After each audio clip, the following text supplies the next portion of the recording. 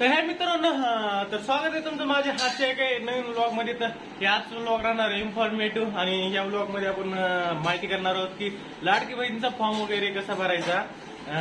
जसं की आता इतके दिवस 1 तारखेपासून फॉर्म भरणं चालू झालंय, तर भरपूर जणांना हे झालं की फॉर्म कसा भरायचा।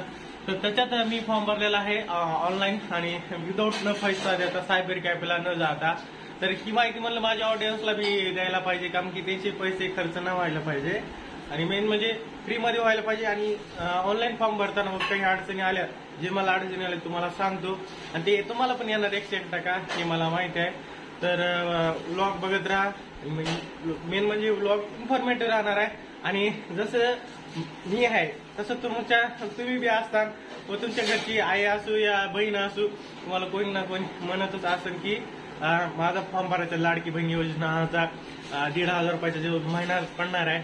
तसंच मला खूप वाईट वाटत आहे की म्हणजे पोरायला व माणसायला भेटणार नाही लाडकी बहीण योजनाचा, कारण की ते फक्त बहिणीसाठी आहे, पोरायसाठी का नाही हे कळलं नाही मला अजून पण। तर हे जस्टिस भेटायला पाहिजे, आपण आंदोलन कर असं कॉमेडी म्हणून बोलतोय बरं का, कारण की असं सर्वांनाच वाटत आहे जे काही ज्यांनी पोर आहेत व आपले माणसं वगैरे आहेत ज्यांचे लग्न झाले सर्वांनाच वाटाले। तर जाऊ द्या, मग आपल्या घरच्याला कुणाला तरी भेटायला ते जास्ती झालं, काय भेटाले सर्वांना माहिती, मतदान जवळ आले। तर मेन पॉईंट कडे होते की ऑनलाईन फॉर्म कसा भरायचा। तर सर्वात पहिल्यांदा आपल्याला जायचं प्ले स्टोअरला, तर चला आपण टाकूया। जेव्हा का मी आई आली तर आई हा, तर ते म्हणजे डॉक्युमेंट काय काय पाहिजे ते सर्व सांगतो मी। मेन म्हणजे सर्वात पहिल्यांदा आधार कार्ड पाहिजे, म्हणजे सगळं सांगतो मी तुम्हाला। जसं आई बघितलं आई सरकारनं काही कळतच नाही की कसं फॉर्म भरायचं काय करायचं, तर ती जिम्मेदारी आपल्यासारख्याला कुणाला तरी घ्यावं लागते। तर चला मग जाऊया प्ले स्टोअरला आणि ऍप कोणचे डाउनलोड करायचे पाहू। मेन महत्वाचं तर राहिलं की डॉक्युमेंट काय काय पाहिजे, तर तुम्हाला मेन म्हणजे पाहिजे आधार कार्ड असल्याशिवाय जमणार नाही। नंतर पाहिजे हे हमीपत्र, आणि हे हमीपत्र असणार ऍपमध्ये आणि तुम्हाला ते डाउनलोड करायचं, मी सांगतो कसं करायचं ऍपमध्ये गेल्याच्या नंतर पाहिजे राशन कार्ड तर कंपल्सरी पाहिजेच, व नाही तर उत्पादन प्रमाणपत्र राशन कार्ड नसलं तर तुमचं। नंतर पाहिजे अकाउंट सर्वांचं असलंच पाहिजे, आणि नंतर पाहिजे आपल्याला एक जन्म दाखला, दुसरा पाहिजे एक TC, नाहीतर 15 वर्षाखालचं राशन कार्ड, म्हणजे आमचं तर आताच आहे तर 15 वर्षाखालचं नाही तर एक वोटर ID पाहिजे। हा, 5 वर्ष झालं, 5 वर्ष होऊन बी काही फायदा नाही, वोटर ID कार्ड तो पाहिजे कमीत कमी 15 वर्षाखालचं, म्हणजे तुमचं सबूत पाहिजे नेमकं जे दुसऱ्या मध्ये भरताव की आपण किती वर्षाखालचं आहे। तर मग आपण ऍपमध्ये गेलं नाही नको। मित्रांनो, आपण सर्वात पहिल्यांदा आलेलो मी फोनच्या डेस्कटॉप साईटवर, तर तुम्हाला सर्वात पहिल्यांदा जायचंय प्ले स्टोअरला आणि नारी शक्ती ही ऍप दूध इन्स्टॉल करायचा। इन्स्टॉल केलं की त्यानंतर ओपन करा, नंतर टाका मोबाईल नंबर जे की रजिस्ट्रेशन करण्यासाठी असतो तुमचा, आणि थोडा वेट घ्या, काम की हे ॲप भरपूर ग्लिच मारते, काम की आपल्यासारखे भरपूर जण फॉर्म भरत असते, त्या कारणामुळे थोडा ग्लिच मारते आणि फॉर्म हे होत नाही। तर बार लॉग इन करायची कोशिश करा, जोर तुमचं लॉग इन होणार नाही, कारण की हे माझ्यासोबत बी आलेलं आहे, भरपूर बार झालेला आहे।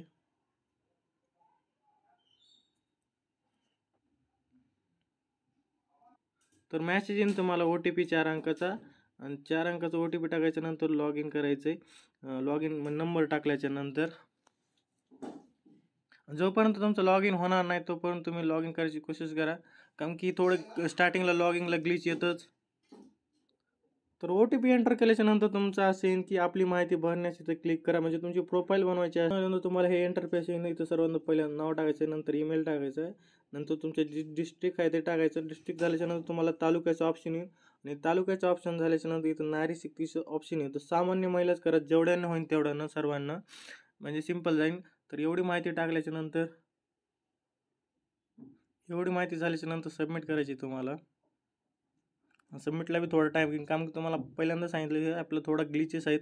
तर ही आपली प्रोफाईल तयार झालेली आहे, आणि नंतर येईन आपल्याला इथं यायचं आहे, तुम्ही पाहू शकता मुख्यमंत्री माझी लाडकी बहीण योजना, हे फॉर्म इथून भरायचा। तर त्याच्या पहिल्यांदा आपल्याला एक कागद पाहिजे, तो म्हणजे हमीपत्र PDF डाउनलोड करा।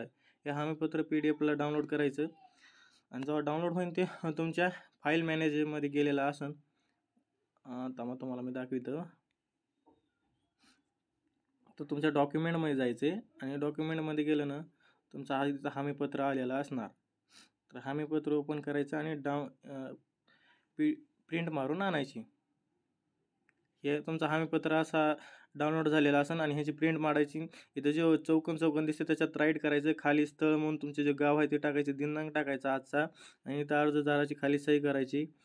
तर ही फॉर्म भरून आणल्याच्या नंतर नंतर आपलं ॲपमध्ये वापस यायचं. तर परत ॲपमध्ये वापस यायचं आणि माझी लाडकी योजना फॉर्ममध्ये इथं क्लिक करायचं सर्वात वरी. तर सर्वात पहिल्यांदा तुम्हाला ह्या प्रोफाईल राहायचं माझी लाडकी बहीणच्या. तर सर्वात पहिल्यांदा तुमचं तुम्हाला नाव टाकायचं. मी असं नाव काहीतरी टाकले, पारूबाई काहीतरी. नंतर पतीचं असलं व मुलीच्या वडिलांचं असलं तर वडिलांचं नाव टाकू शकता तुम्ही, कुणाचं पण टाकू शकता. त्याच्यानंतर टाकाल तुम्हाला जन्म डेट, अर्जदाराचा संपूर्ण पत्ता आधार कार्ड प्रमाणे. नंतर जन्म ठिकाण म्हणजे आपल्या आधार कार्डवरचा जो जिल्हा आहे तो टाकायचा. जिल्ह्याच्या नंतर तालुका खाली यायला पाहिजे एवढं याद ठेवा, कारण की जेव्हा तुम्ही जिल्हा कोणताही सिलेक्ट करताना त्याच्या खाली तालुकाचं ऑप्शन येतं, त्याच्या पहिले नसतं तालुकाचे ऑप्शन. नंतर तुमचं शहर टाकायचे जे आधार कार्ड प्रमाणे आहे. नंतर तुमची मग ग्रामपंचायत व नगरपालिका कोणत्या शहराची आहे ते टाकायचे. नंतर पिनकोड टाका, मोबाईल नंबर टाका तुमचा, नंतर आधार कार्ड नंबर टाका तुमचा. आधार कार्ड नंबर झाल्याच्या नंतर इथे टाकायचं आहे की इथं नाहीच करा तुम्ही, जवळपास नाही. आणि नंतर खाली आला की तुम्ही विवाहित स्थिती टाका, विवाहित असले तर विवाहित. तर इथं विवाहित स्थिती असली तर विवाहित टाका, नाही तर अविवाहित स्थिती असली तर अविवाहित करा. नंतर तुमचं महिलेचं म्हणजे जर का अविवाहित टाकलं तर लग्नापूर्वीचे नाव नाहीच येणार, आणि जर का आलं तर मग लग्नापूर्वीचे नाव टाकायचे, आईचे संपूर्ण नाव. नंतर मग इथं नाही करा, कारण की आई तुमच्या परराज्यातली आहे का नाही ते टाकायचं, तर नाही करा. नंतर तुमचं बँक अकाउंटचा नाव टाका. जसं SBIचं फुल नाव काय, स्टेट बँक ऑफ इंडिया, तर स्टेट बँक ऑफ इंडिया टाका. नंतर आपल्या आईचे संपूर्ण नाव टाका जो बँक खात्यावर आहे. नंतर बँक खाते क्रमांक टाका, IFSC कोड टाका. इथं आपलं आधार कार्ड बँकला लिंक आहे का तर हो टाका. आणि नंतर खाली आल्याच्या नंतर आपला आधार कार्डचा फोटो टाकायचा आहे, असं क्लिक करून गॅलरीत जाऊन. नंतर आपलं आदिवासी क्रमांक म्हणजे इथं आपल्याला 2 नंबरला टाकायचे 15 वर्षाखाली असलेली कोणतीही माहिती.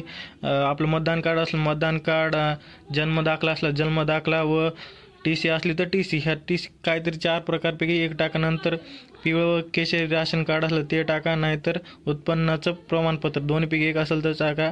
हमीपत्र जे की तुम्हाला सांगितलं मी कसं डाउनलोड करायचं आहे, डाउनलोड करून सही मारून सर्व टिक करून इथं फोटो अपलोड करा. नंतर बँकचं पासबुक क्रमांक टाका, म्हणजे त्याची झेरॉक्स फोटो. नंतर मग इथं खाली आलं की हो काही एक ग्लिच होईन. हो काही हे जो ग्लिच आहे ना, हे ग्लिच तुम्हाला नाही समजलं तर काय करायचं, इथं सर्वात वर हे करायचं, हे ग्लिच निघून जाईल. इथं तुम्हाला हलणार नाही, जेव्हा तुम्ही वरी टच करताना तेव्हा हे ग्लिच निघून जाईल. नंतर अर्जदाराचा फोटो लाईव्ह फोटो टाकायचा आहे, हे कॅप्शन हे करायचं आहे, स्वीकारायचा आणि माहिती इथं जतन करायची. तर माहिती भरल्याच्या नंतर काही असा फॉर्म दिसत आणि तुम्हाला जर का बदलायचे असले तर बदलू शकता. मग फॉर्म सबमिट करा असं ऑप्शन येईल, फॉर्म सबमिट करायचा आहे. फॉर्म हे सबमिट करायचं ऑप्शनवर क्लिक केल्याच्या नंतर 4 डिजिट OTP आला असेल, जो कोणी तुम्ही मोबाईल नंबर टाकला असेल फॉर्म भरायच्या टायमाला जो तुम्हाला मी सांगितला होता तो OTP टाकायचा. तो OTP टाकल्याच्या नंतर व्हेरीफाय करून घ्यायचं आहे. व्हेरिफिकेशनसाठी OTP येतो.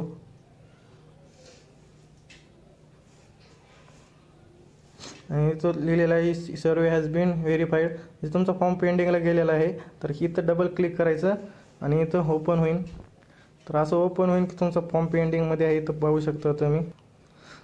तर पेंडिंगला फॉर्म टाकणार तर जेव्हा फॉर्म भरल्या 3 वर रिजेक्शन येईल तेव्हा तुमच्या फोनवर मेसेज येईल की ॲक्सेप्ट झाला का रिजेक्ट झाला. रिजेक्ट झाला असला तर त्याचं कारण बिन. तर अशाच प्रकारे तुम्हाला फॉर्म भरायचा आहे.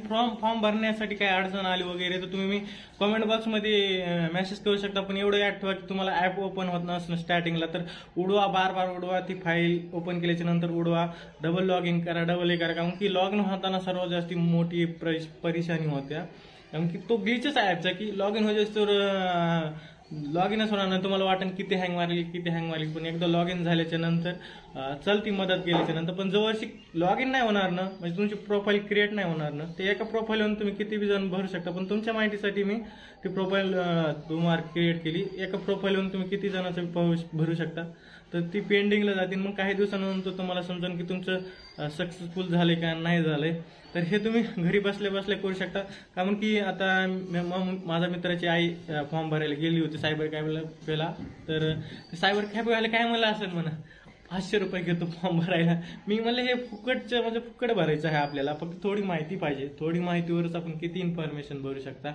तर एवढ्याच्या माहितीसाठी 500 रुपये घेणार सायबर कॅफेवाले.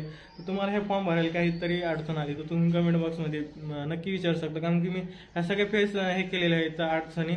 आणि एवढ्या जेव्हा तुम्ही जिल्हा निवडताना त्याच्या खाली तालुका कंपल्सरी येणं अनिवार्यच आहे. तालुका नाही आला तुम्ही बार क्लिक करा आणि क्लिक केल्याच्या नंतर तालुका खाली येईन.